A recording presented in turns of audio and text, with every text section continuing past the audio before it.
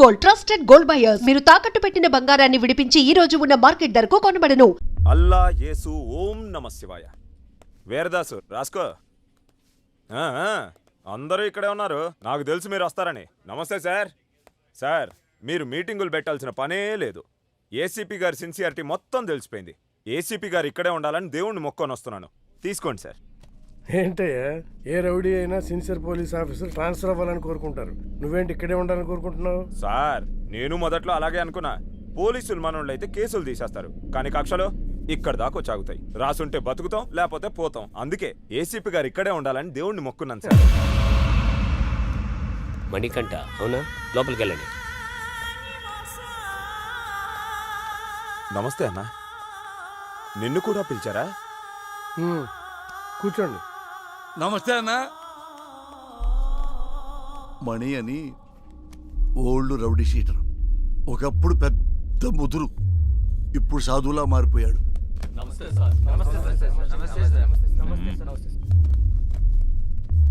అందరూ వచ్చారా? సార్, రాజు అని అతను రాలేదు సార్. రాజు వాళ్ళ ఎంపీతో మాట్లాడిస్తాడంట. ఎంపీనా? ఎంపీ ఎవడు? గంటలో ఇక్కడ ఉండాలి సార్. వెళ్ళండి. సార్, ఏంటి ఇంతమంది? ఏం చేయాలి సార్ వీళ్ళని? ఏం చేద్దాం సార్, మనిషిగా బతకడానికి భగవద్గీత, ఖురాను, బైబిల్ రాశాం. అవేవి చాలటం లేదని వాటికి మత రంగు పోస్తున్నారని చట్టం కూడా రాశాం. అది కూడా చాలటం లేదంటే ఇంకేదో కావాలి వీళ్ళకి. పంపించండి సార్. మణికంఠ అలియాస్ మణి.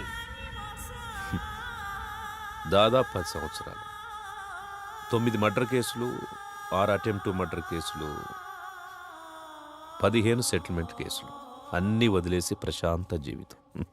ఎలా అనిపిస్తుంది ఇప్పుడు? ఇప్పటిదాకా ఎలా బ్రతకగలిగానా అనిపిస్తుంది సార్. అప్పుడేదో ఆవేశంలో ఏదో సాధిద్దామని కత్తి పట్టుకొని తిరిగాను. వెనక్కి తిరిగి చూసుకుంటే ఒంటిపై ఘాట్లు తప్ప, సమాజంలో పగ తప్ప ఏం మిగలలేదు. మరి సడన్గా ఇంత మార్పు ఏంటి? 3 సంవత్సరాల క్రితం 10వ తరగతి చదివి నా కూతుర్ని ఎగ్జామ్స్ రాయించడానికి తీసుకెళ్తుంటే అటాక్ చేశాను.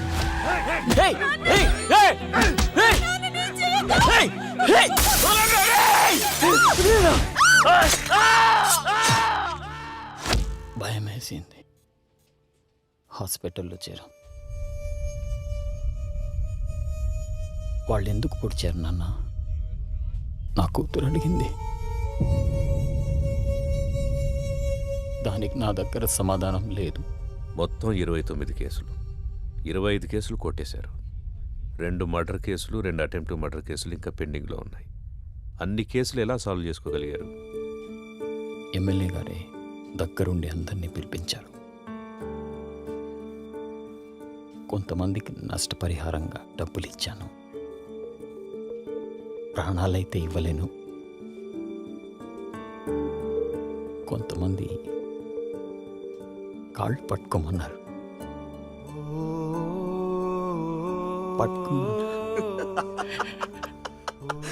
మణిగాడు నా కాళ్ళు పట్టుకున్నాడు. రే, మణిగాడు నా కాళ్ళు పట్టుకున్నాడు. మణిగాడు నా కాళ్ళు పట్టుకున్నాడు. బతుకు పోరా నా కొడక్క. ఇంకొంతమంది నేను నా ప్రాణాలు కావాలన్నా వదిలేస్తామా? వాడు కాళ్ళు పట్టుకుంటే వదిలేస్తామా? వద్దు, వాడి ఊపిరి కావాలి.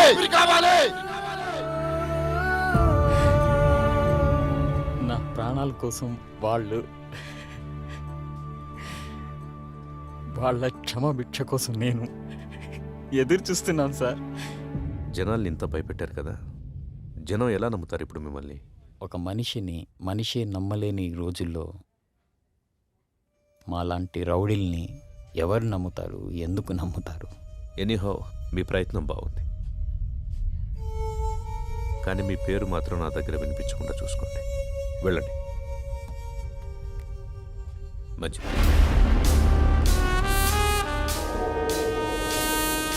వీడు చూపేంట్రా, ఇంత తేడాగా ఉంది. చూడు, ట్రాక్ రికార్డ్ ఎట్టు విందో. 6 మర్డర్లు, 8 కిడ్నాపులు, 4 అటెంప్ట్ మర్డర్లు, గత 4 సంవత్సరాల నుంచి దాదాపుగా 20 సెటిల్మెంట్ కేసులు. ట్రాక్ రికార్డ్ బాగానే మెయింటైన్ చేస్తున్నావు. ఎన్ని కోట్లు సంపాదించావేంటి? బాగానే సంపాదించాడు. బయటికి వెళ్తే ఎవడు చంపుతాడోనని 24 గంటలు ఇంట్లోనే దాక్కునేంత భయాన్ని సంపాదించాడు. నాకు బతకడానికి గవర్నమెంట్ జీతం ఇస్తుంది. నీలాంటి వాడిని చంపడానికి గన్స్ ఇస్తుంది. నీకేది కావాలో నేనేది వాడాలో నువ్వే డిసైడ్ చేసుకో. అర్థమైందా? పో. చెప్పింది అర్థమైందిగా. లారా, ఇంటర్ స్టేట్ సెకండ్. ఇప్పుడిప్పుడే సెటిల్మెంట్లకు అలవాటు పడుతున్నావు, అవునా? సెటిల్మెంట్ అంటే ఒకడిని సమస్య నుంచి బయటపడేసి బతుకుదారి చూపించడం. మరి నువ్వేంట్రా, వాడెవడికో బతుకుదారి చూపిస్తూ నువ్వు చావుదారి వెతుకుంటున్నావు. మరి నీ సెటిల్మెంట్ ఎవడు చేస్తాడరా? సార్ రాజు సార్. ఎంపీ ఎవడరా? ఎంపీ ఎవడో? సార్ అది కాదు సార్. ఎంపీ గురించి అడిగితే ఎంపీ గురించి మాత్రమే చెప్పు. వీని లాస్ట్కి తీసుకురండి. సార్ పదా. ఇప్పుడు నీకు నేనేం చెప్పినా అర్థం కాదు. నీకు అర్థమయ్యే టైంకి నువ్వు ఏ పరిస్థితిలో ఉంటావో కూడా నాకు తెలుసు. పొరపాట్లు చేయడం తప్పు కాదు, దాన్ని అలవాటు చేసుకోవడమే నేరం. నీకు 4 నెలలు టైం ఇస్తున్నా. ఇదే రిపీట్ చేసేవనుకో 4 నిమిషాలు కూడా టైం ఇవ్వను. అర్థమైందా? ఓ. ఎం లీలా ప్రసాద్ అలియాస్ ఎమ్మెల్పీ. సార్ ఏంటి ఎమ్మెల్పీ గారు, మంచి జోరు మీద ఉన్నట్టున్నారు? పెళ్ళిళ్ళు చేస్తున్నారంట, ధర్నాలు చేస్తున్నారంట, సెటిల్మెంట్ చేస్తున్నారంట. ఎమ్మెల్యే అవుతాడేమో. మేరా భారత్ మహాన్. జై ఆంధ్ర, జై తెలంగాణ. ఎమ్మెల్పీ అన్న వస్తాడు కదరా, వెయిట్ చేద్దాం. నాకు తెలిసి ఆయన కూడా గట్టి వార్నింగ్ ఇస్తున్నట్టున్నారు. 1 2 3 గట్టిగా. అన్నా మా ఎమ్మెల్పీ అని ఇంకా రావట్లేదేంటన్నా? అరే వస్తాడ్రా. 33 34 35 36 వ్యాపిస్తావా? అవును sir, thank you sir. Okay. అన్నా మా అన్న ఇంకా రావట్లేదన్నా. అరే బాబు వస్తాడ్రా, లోపల ఏం కొట్టట్లేదు మీ సార్ని. స్టార్ట్. 1 ఒకటా? ఏమండి 37 కదా? మధ్యలో ఆపేస్తే మొదటి నుంచి లెక్కేస్తామని చెప్పామా? అయ్యా మీకు మీ తోలు పెట్టుకోదన్నవయ్యా. ఇక నుంచి మీరేం చెబితే చేస్తానయ్యా. చూడు, ఇక నుంచి మనం ఎప్పుడు కలిసినా ఇలాగే కలుస్తాం. డిసైడ్ చేసుకో. నువ్వు నన్ను కలవడమా, బయటికెళ్ళి లారాని కలవడమా, నువ్వే డిసైడ్ చేసుకో. అన్నా ఏమన్నాడు? తమ్ముడు, నేను చెప్పే వరకు మీరెవ్వరూ నా టచ్లోకి రావద్దు. ఫోన్ చేయొద్దు, మెసేజ్ పంపించొద్దు, వాట్సాప్లోకి రావద్దు, పలకరించడానికి రావద్దు. లవ్ యూ రాజా. ఆ ఏసీపీ యాజ్ ఏ పర్సన్ మంచివాడా చెడ్డవాడా అనేది మనకు అనవసరం. ఇప్పటికి 8 చోట్ల పనిచేశాడు. చేసిన ప్రతి చోట సిన్సియర్ అనే తెలిసింది. అతను ఉన్నంతకాలం కొంచెం జాగ్రత్తగా ఉండడం మంచిది. సిటీకి కొత్తగా వచ్చిన ఏసీపీ రాజేంద్ర రౌడీ సీడర్స్ పై ఉక్కుపాదం మోపారు. రాత్రి 10 గంటలు దాటితే రోడ్లపై ఎవరూ కనబడకూడదని హుకుం జారీ చేశారు. ఏసీపీ విషయంలో రాజకీయ నాయకులు సైతం జాగ్రత్తగా నడుచుకుంటారు. మనం ఏది నమ్ముతామో అదే మన జీవితం. కానీ ఆ నమ్మే సందర్భాన్ని కరెక్ట్గా ఎంచుకోవాలి. లేదంటే ఆలస్యం అమృతం విషమైనట్టుగా ఒక్కొక్కసారి మంచి కూడా చెడుగా కనిపిస్తుంది. సిటీలో రౌడీ షీటర్స్ అందరూ ఏసీపీ సిన్సియారిటీని నమ్మి వెనక్కు తగ్గారు. ఒక్క లారా తప్ప. కాల్ చేయి.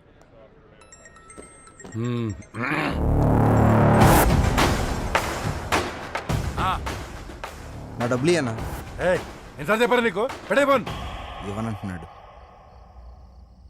మళ్ళీ చేయి. సరే. కట్ చేశాడు.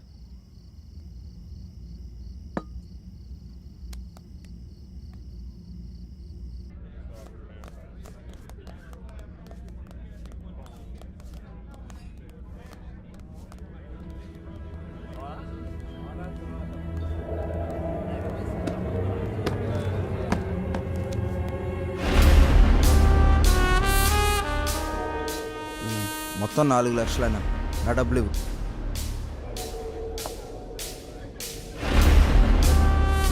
ఇందాకేదో చెప్తున్నావు. అదేనా బాలి గురించి. అన్నా అతని డబ్బులు అతనికి ఇచ్చాయి.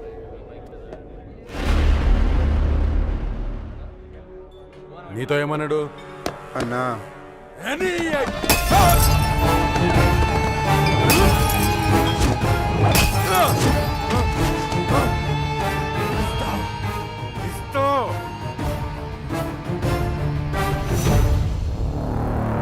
వదిలేయండి సార్. తేడా వస్తే మీ నాన్నకి బదులు నేను వేస్తాం సెల్లో. హలో గొడవనా? నీకు చెబితే అర్థం కావట్లేదా? ఆ సరే నన్ను ఎందుకు కొట్టావు? ఆ ఏసీపీకి తెలిస్తే నిన్ను వదులుతాడు అనుకుంటున్నావా? అరెస్ట్ చేస్తే చేసుకొని మనం చూసుకుందాం. ఏంటి నువ్వు నేను చూసుకునేది? నేను స్టేషన్లో కూర్చోబెట్టి మర్యాదలు చేయడానికి ఆ ఎస్ఐ లాంటి అవినీతి పరుడు కాదు. ఒక్కసారి నిన్ను స్టేషన్కి తీసుకెళ్లి కూర్చోబెట్టాడంటే అరగంటలో ఆ సైరన్ కానీ కొట్టిన విషయం నీతోడు చెప్పిస్తాడు. సరే ఇప్పుడు ఏం చేద్దాం అంటావు? అది చేసే ముందు అడగాలి. 4 రోజులు అక్కడికన్నా వెళ్ళి దాక్కోండి. అంతకు మించి ఇప్పుడు ఏం చేయలేం. నేను ఫోన్ చేసేంత వరకు బయటికి రాకండి. జరుగు.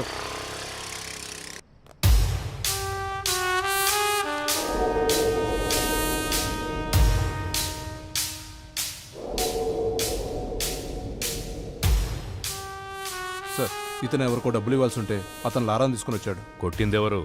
లారా. పట్టుకోండి. ఏమో నేను ఒక 4 రోజులు సిటీ అవుట్స్కట్స్లో ఉంటున్నాను. ఎవ్వరూ నాకు డైరెక్ట్గా ఫోన్ చేయకండి. ఏదైనా ఉంటే డైరెక్ట్గా వచ్చి కలవండి. ఓకేనా? అర్థమైందా? అర్థం అవ్వట్లేదా నీకు? ఏసీ సిన్సియర్ అని చెప్తుంటే అర్థం అవ్వట్లేదా నీకు? చూడలేదా? వీడు అలాంటి ఒక పోలీసే. కొత్తలో వచ్చినప్పుడు అందరూ ఇలాగే నటిస్తారు. ఒక్క 6 నెలలు చూడు, 6 నెలలు చూడు, అప్పుడు అర్థం అవుతుంది. ఇంతేనా? జీవితాంతం ఇలాగే ఉంటావా? తప్పించుకుంటూ తిరుగుతావా? నేను వెళ్తాను.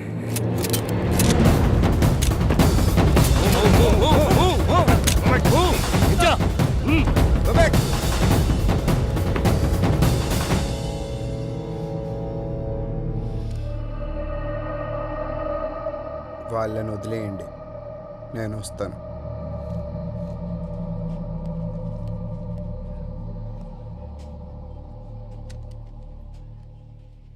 సార్ మీరున్నంత వరకు లారా మీద ఎవ్వరూ కేసు పెట్టరు సార్.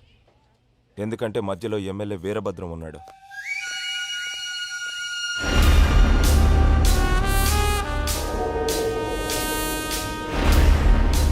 ఎలా ఉన్నావు? పోలీసులు ఉన్నప్పుడు రాకూడదు కదా, అందుకే కొంచెం లేట్ అయింది. ఎమ్మెల్యే సగం ఆస్తులు సైరన్ పేరు మీద ఉన్నాయి.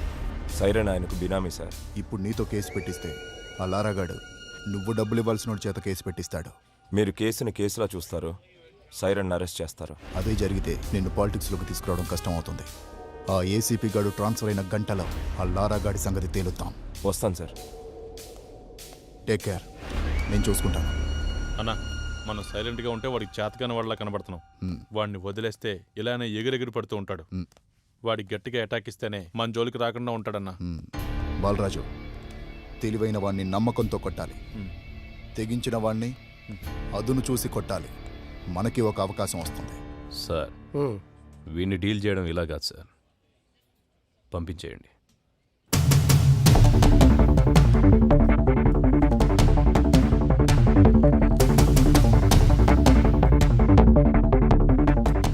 సార్ అందరూ వచ్చేసారు సార్.